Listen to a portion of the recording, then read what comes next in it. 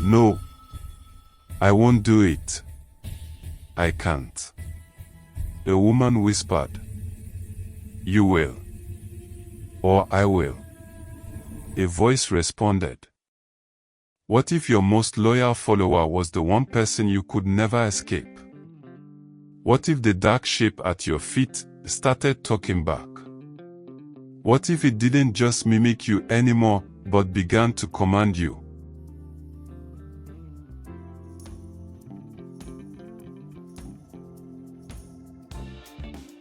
This is not a story about a split personality. This is a story about a stolen life. A tale of a woman who made a deal to silence her own darkness, only to discover that the darkness had a voice, a will, and a terrible plan of its own. In the bustling, image-obsessed city of Abuja, lived a young woman named Amina. Amina was a rising star in a prestigious corporate firm, but she was plagued by a profound insecurity. She was kind, empathetic, and thoughtful, but in the cutthroat world of boardrooms and power lunches, these traits were seen as weaknesses. Her colleagues, especially the ruthless and successful Chidi, walked all over her. They stole her ideas. They talked over her in meetings. They called her too soft, too nice. Amina hated this part of herself. She saw her own compassion as a flaw, a chain holding her back from the success she so desperately craved. She wished she could be more like Chidi, ruthless, decisive, unburdened by doubt. In her despair, she visited her grandmother, Mama Rakiya, who lived in a quiet suburb, her home filled with the scent of native herbs. Mama, Amina cried, I am too weak. I need to be stronger. Harder. I need to get rid of this softness inside me. Mama Rakiya looked at her with deep, sorrowful eyes. My child, what you call softness is your humanity. It is the light that guides you. To cut it out is to live in perpetual darkness. There is an old story of the Onionwu, the shadow stealer. It is a spirit that can take your weaknesses, your doubts, your fears, and give you confidence in return. But the price is a piece of your soul. The spirit takes your discarded traits and gives them a home in your own shadow. Amina, hearing only the promise of confidence and strength, clung to the idea. I don't care about the price, Mama. I need this. Driven by desperation, she sought out a disreputable native doctor, who performed a ritual in a dimly lit room. He chanted over a calabash of dark oil, and as he did, Amina felt a chilling sensation, as if a weight was being physically pulled from her chest. The doctor anointed her forehead. It is done, he rasped. The Onionwu has taken your weakness. Your shadow now holds what you cast away. You are strong now. The next day, Amina walked into work feeling different. Lighter. When Chidi tried to interrupt her in a meeting, she didn't hesitate. She cut him off, her voice sharp and clear. I am speaking, Chidi. The room fell silent. For the first time, she saw respect in their eyes. This was the rhythm of joy. The initial, miraculous benefit. She was finally the person she wanted to be. But that evening, as she walked home under the street lights, she noticed something strange. Her shadow, it wasn't quite in sync. It seemed to move a fraction of a second after she did. And for a moment, it looked like it was smiling. Amina's newfound assertiveness quickly turned into cold-blooded ambition. She crushed competitors without a second thought. She got the promotion she wanted. She was powerful, respected, and feared. But the others started soon after. It began as a faint, whispering thought in the back of her mind, a voice that sounded like her own, but colder. Report Chidi for taking a long lunch. He is a threat. Amina dismissed it as her own shrewd thinking. She did it. Chidi received a formal warning. Then, the voice became clearer, more insistent. She was in her apartment, applying lipstick in the mirror. Her shadow, cast on the wall by the harsh bathroom light, did not mimic her. It stood perfectly still. The red one, the shadow whispered, its voice a dry rustle, like paper rubbing together. It projects more authority. Amina froze, the lipstick tube slipping from her fingers. She stared at the shadow. It was hers, but its posture was different, straighter, more arrogant. Did you speak? She whispered. The shadow's head tilted. We are finally getting what we deserve. Do not falter now. The horror had begun. The shadow was no longer a passive silhouette, it was a co-pilot in her life, and it was getting bolder. It gave her orders on what to eat, what to wear, who to talk to. It forced her to sabotage a kind-hearted colleague, getting the woman fired so Amina could take her position.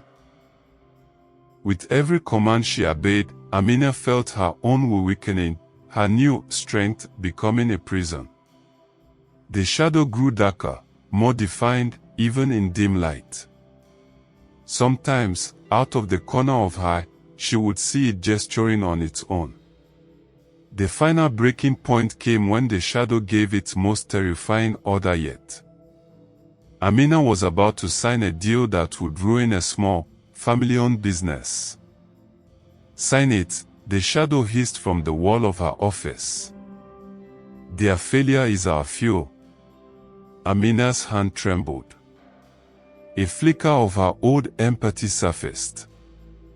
No, those people, they have children. The shadow detached itself from her body and slid across the wall, looming over her. Its form became more detailed, more solid.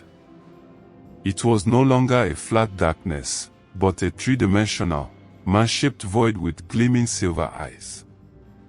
Your weakness is mine, it roared, a sound that vibrated in her very bones. I am your ambition.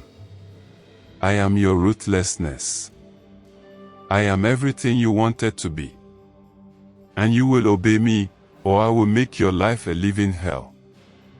Amina signed the document, tears of shame and terror streaming down her face. She was a prisoner in her own body, and her warden was the darkness she had invited in.